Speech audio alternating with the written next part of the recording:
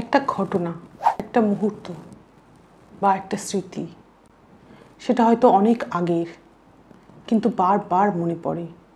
আজও সেই কথাগুলো, সেই কষ্ট, সেই চেহারাগুলো বারবার মনে পড়ে, একদম তাজা হয়ে ফিরে আসে, যেন এই মাত্রই ঘটছে।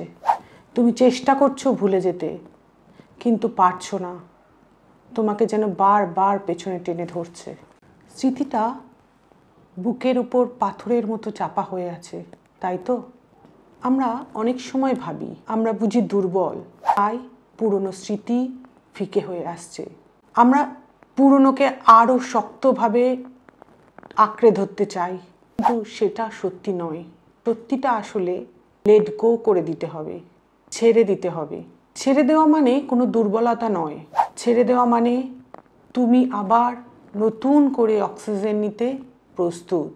তুমি যদি সবসময় নিজেকে কষ্টের মধ্যে আটকে রাখো, তাহলে বর্তমানটাকে তো পুরোপুরি অনুভব করতে পারবে না। বর্তমানের আনন্দের মুহূর্তগুলি, সুন্দর জিনিসগুলি হারিয়ে ফেলবে।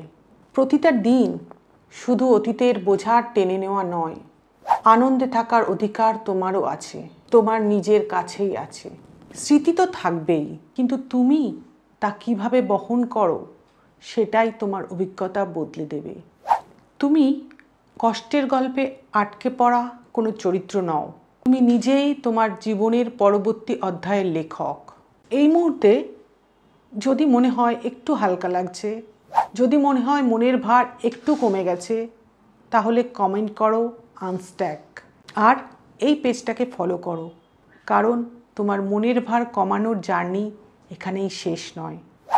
তোমাকে থাকতে হবে অ্যালাইন্ড মাইন্ডের সাথে। তুমি তোমার অতীত নও, বরং অতীত থেকে উঠে আসা শক্তি।